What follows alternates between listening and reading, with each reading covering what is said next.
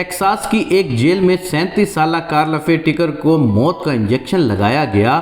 Death bed پر لیٹتے ہی اس نے ہنس کے آنکھیں بند کر لیں۔ ڈاکٹر نے نبض دیکھی اور موت کا اعلان کر دیا اور کہا، ایسی پرسکون موت میں نے پہلے کبھی نہیں دیکھی۔ کارلا دھندا کرنے والی عورت تھی۔ بچپن ہی سے وہ اپنی ماں کے ساتھ آتی جاتی اور نشے پر لگ گئی تھی، پھر آہستہ آہستہ ماں کے نقش قدم پر چلنے لگ پڑی۔ 10 سال بعد اسے خیال آیا کہ اسے اس دھندے کو چھوڑ کر کچھ اور کرنا چاہیے، سو اس نے اپنے بوائے فرینڈ کے ساتھ گاڑی چھیننے کی سکیم بنائی۔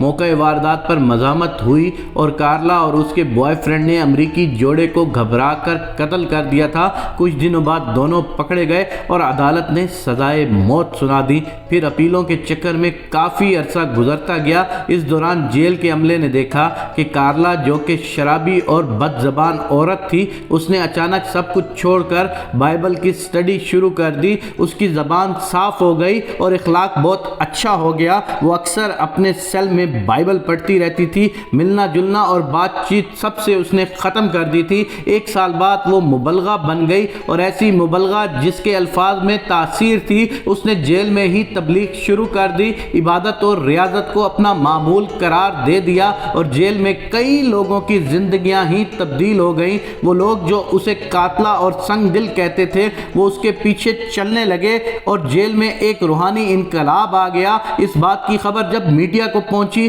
تو وہ جیل پر ٹوٹ پڑے۔ پھر ہر اخبار میں کارلا کی ہیڈ لائن لگی، ہر شخص نے اس کے فوٹو اٹھائی اور اسے معاف کرنے کے لیے مظاہرے ہونے لگے۔ حقوق انسان کی تنظیموں نے امریکہ میں کارلا بچاؤ تحریک شروع کر دی اور احتجاج یہاں تک بڑھا کہ زندگی میں پہلی بار پوپ جان پال نے عدالت کو سزائے معافی کی باقاعدہ درخواست دے دی، لیکن عدالت نے ٹھکرا دیا۔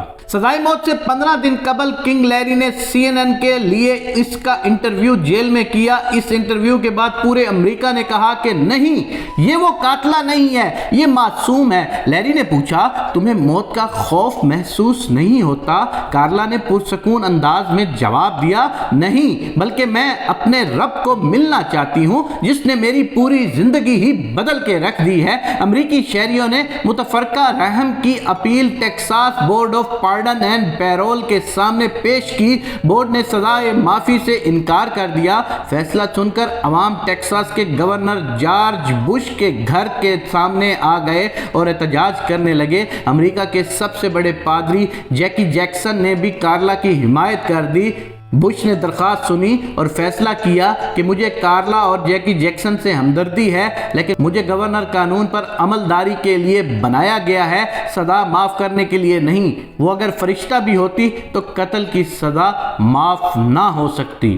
موت سے 2 روز قبل کارلا کی رحم کی اپیل سپریم کورٹ پہنچی تو جج نے یہ کہہ کر درخواست واپس کر دی، اگر آج پوری دنیا بھی کہے کہ یہ عورت کارلا نہیں کوئی مقدس ہستی ہے تو بھی امریکی قانون میں اس کے لیے ریلیف نہیں۔ جس عورت نے قتل کرتے ہوئے 2 انسانوں کو رعایت نہیں دی، اسے دنیا کا کوئی قانون رعایت نہیں دے سکتا۔ ہم خدا کے سامنے ان 2 لاشوں کے جواب دہ ہیں جنہیں کارلا نے مار ڈالا۔ جب میں یہ سوچتا ہوں کہ وہ کیا معجزہ ہے جو امریکہ جیسے بیمار اور سڑے ہوئے معاشرے کو زندہ رکھے ہوئے ہے، تو مجھے حضرت علی کا وہ قول اچھی طرح سامنے آ جاتا ہے کہ معاشرہ کفر کے ساتھ زندہ رہ سکتا ہے لیکن نا انصافی کے ساتھ کبھی نہیں رہ سکتا۔